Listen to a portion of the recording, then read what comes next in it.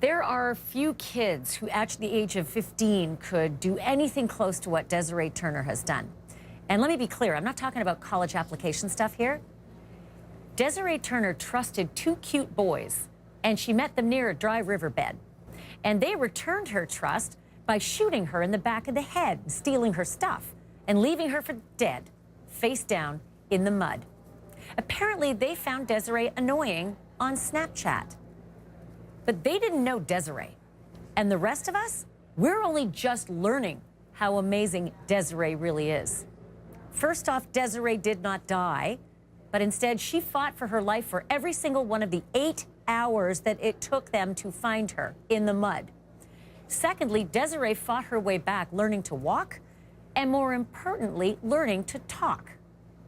Third, she used that newfound skill of talking in court to face down the kid who pulled the trigger. Couple of seconds left. I want to ask Defense Attorney Jeff Gold about that. We've got a sentencing that's still to come.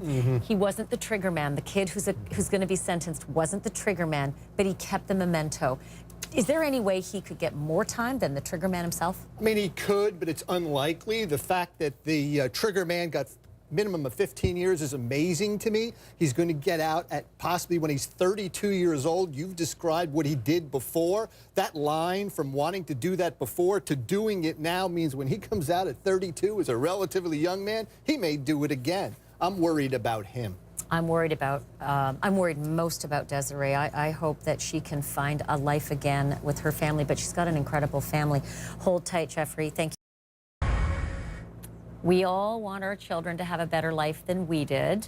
That's why we work hard and teach them well and plan for their futures.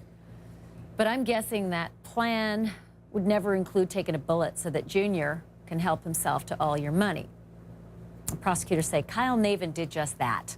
A rich and entitled kid from Connecticut. They say he offed his parents with the help of his girlfriend and planned to live on Easy Street while they rolled over in the grave that he dug for them. Large part of the prosecution's case involved text messages between Navin and his girlfriend that seemed to indicate the crime was planned for quite some time. We need to figure out what the best way to take them down, whether it is get some money out of them, somehow him at the business, the house, something. We got to figure out. I'm got to be real smart and do it quick. Then we'll have the $200K credit union, Westinghouse, and J&J Profit. I've been thinking it nonstop since yesterday.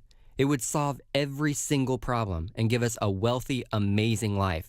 Think about it, little one.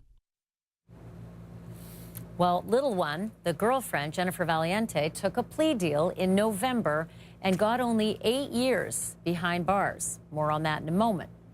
But Kyle Navin rejected his own plea offer, and his case is going to go right to trial. And if convicted, he is going to face a mandatory life in prison if it doesn't go his way. Well, she certainly didn't seem like she was against anything, but she got hindering prosecution.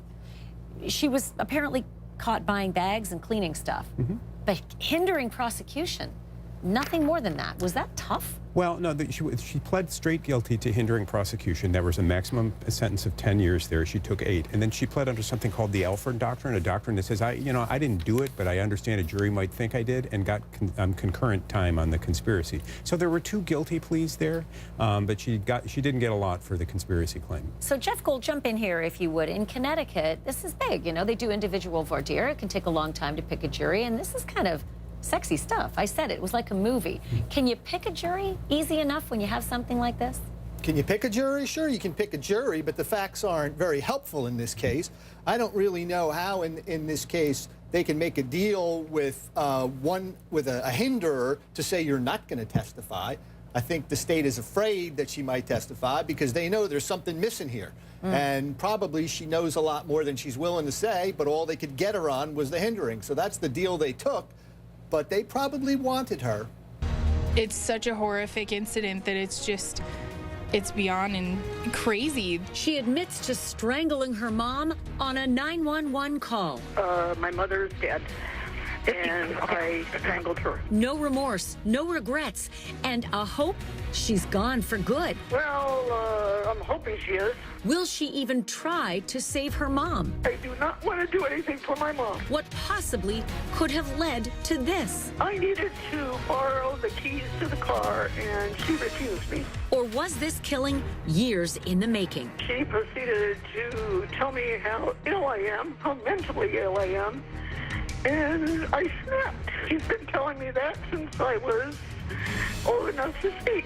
Yes, I think there is going to be a mental defect defense in this case, and I think it's going to come down to her mental health history. Which brings me to defense attorney Jeff Gold, who's with me now live. I always think that's the first thing that someone will go to, especially when they are on tape saying, my mom told me for my whole life I was mentally insane. And she doesn't seem to think there's much wrong with what's going on. And aren't those things important for an insanity defense? I mean, this case is screaming out because her affect, it's matter of fact, describing exactly what she did, no bones about it. We're used to hearing 911 calls where people lie. She doesn't lie. But whether or not she knew the nature and quality of her act, which she probably did, she knew she strangled her, or didn't know right for wrong is the standard for insanity. So we'll have to see. In some way or another, her mental disease or defect or whatever it is will play in what happens. Well, distressing, especially seeing, Bertha's photograph. Thank you for that, Jeff. Thank you all.